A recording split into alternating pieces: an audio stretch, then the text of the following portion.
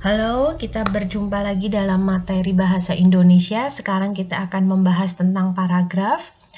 Anda tahu paragraf adalah bagian dari suatu karangan yang terdiri dari sejumlah kalimat yang mengungkapkan satuan informasi dengan pikiran utama sebagai pengendalinya dan pikiran penjelas sebagai pendukungnya.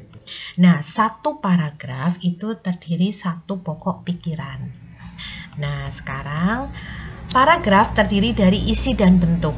Isi adalah pikiran dan bentuk ialah kalimat-kalimat yang mengandung pikiran.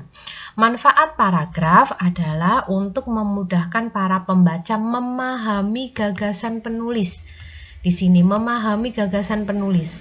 Manfaat paragraf dibuat itu memahami gagasan penulis. Nah, kemudian syarat-syarat paragraf. Jadi Anda itu saat membuat paragraf tidak boleh asal membuat paragraf ya. Paragraf itu terdiri dari kumpulan beberapa kalimat, titik. Ada kalimat pertama, kedua, ketiga. Bukan seperti itu, tapi paragraf harus memiliki syarat-syarat supaya paragraf tersebut dinyatakan efektif. Seperti kalimat efektif, juga paragraf itu harus efektif. Yang pertama itu adalah syarat kesatuan pikiran. Nah, saya kasih contohnya saja ya. Syarat kesatuan pikiran ini ada contoh paragraf yang tidak kesatuan pikiran, yang tanpa kesatuan pikiran di sini, paragraf tanpa kesatuan pikiran. Coba kita baca bersama. Toksoplasma atau toksoplasmosis adalah penyakit yang diakibatkan oleh parasit Toksoplasma gondii. Kucing merupakan binatang mamalia dan dalam tinja kucing biasanya terdapat parasit tersebut. Oleh karena itu, jangan memelihara kucing, karena kucing memakan tikus yang dapat menyebabkan penyakit pes. Penyakit tersebut juga berbahaya bagi manusia. Nah, tadi kenapa tidak kesatuan pikiran? Karena kalimat pertama, kalimat awal itu sedang membahas toksoplasma. Tapi kemudian di kalimat tengahnya itu membahas penyakit pes. Jadi tidak nyambung atau tidak kesatuan pikiran. Nah, sekarang kita bandingkan dengan paragraf yang kesatuan pikiran. Toksoplasma atau toksoplasmosis adalah penyakit yang diakibatkan oleh parasit Toksoplasma gondii. Penyakit tersebut dapat ditularkan oleh kucing dan oleh semua jenis satwa termasuk burung, ikan, kelinci, anjing, babi, kambing, dan mamalia lain. Parasit ini juga dapat ditemukan pada daging setengah matang, telur setengah matang, buah-buahan atau sayur-sayuran yang tercemar tinja hewan peliharaan yang mengandung parasit toksoplasma, salah satu bentuk toksoplasma yang dapat menimbulkan infeksi. Nah, jadi kalau Anda lihat paragraf kesatuan pikiran itu dari awal itu membahas toksoplasma. Nah, kemudian kalimat berikutnya di sini itu membahas merupakan kalimat pendukungnya. Ini hewan-hewan ini. Jadi hewan mana yang biasa mengandung atau membawa virus toksoplasma ini? Kemudian bagaimana di makanannya atau bagaimana cara tercemarnya di sini? Paham ya? Berikutnya syarat paragraf yang kedua adalah kepaduan. Contoh di sini. Parasit toksoplasma kebanyakan berkembang biak dalam sel darah putih, jaringan parenkim, dan sel endotel dengan cara membelah diri.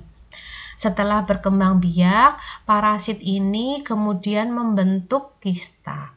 Parasit yang berbentuk kista inilah akan berdiam diri di dalam jaringan syaraf mata, otot jantung, alat pencernaan, dan lain sebagainya. Parasit tersebut mampu berkembang biak secara lengkap dan saluran pencernaan hewan sebangsa kucing. Jadi dari awal ini padu membahas parasit, dan parasit. Nah, bisa juga kita sedang membahas apa, tapi diganti kata lain atau kata bentuk lain ya. Contohnya misalnya di sini, Opi Andaresta memilih melahirkan normal di dalam air awal Juli lalu. Nah, pilihannya nya ini, Anda tahu nya ini itu tertuju pada Opi. Ini juga padu. Nah, pilihannya didasari oleh keinginan melahirkan serba alamiah dan jauh dari stres. Nah, kemudian penyanyi balada ini, penyanyi balada juga tertuju pada Oppie karena Oppie Andaresta itu merupakan sebuah penyanyi balada. Seorang penyanyi balada. Penyanyi balada ini melahirkan di Klinik Bumi Sehat di Mas Ubud, Bali.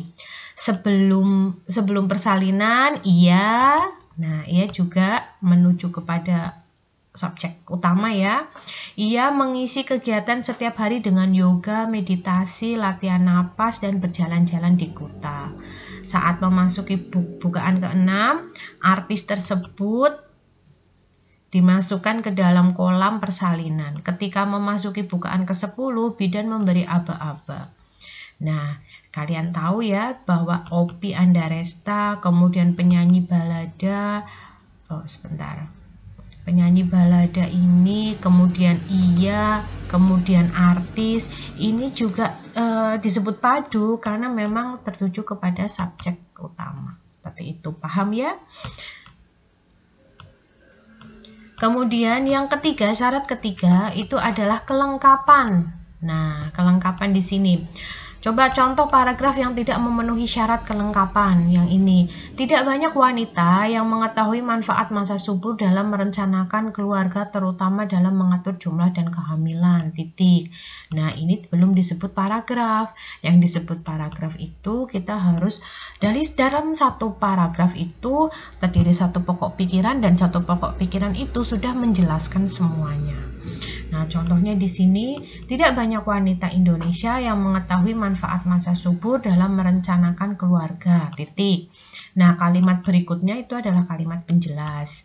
Padahal dengan mengetahui kapan datangnya masa subur, seorang wanita dapat mengatur kapan ingin hamil atau menunda kehamilan.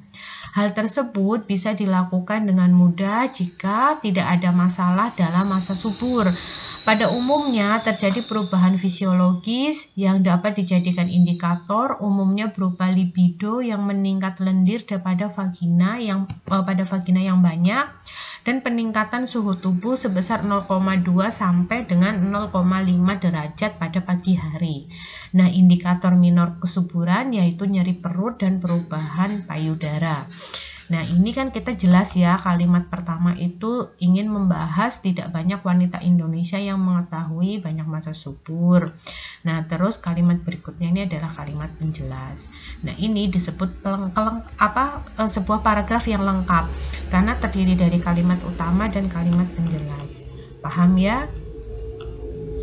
Kemudian kita akan membahas jenis-jenis paragraf. Sebelumnya nanti Anda syarat kepaduan paragraf itu silahkan komen di bawah ya, nama, NIM, kemudian absen, terus ikuti instruksinya. Nanti video berikutnya adalah jenis paragraf. Oke ya teman-teman, sebentar saya close dulu.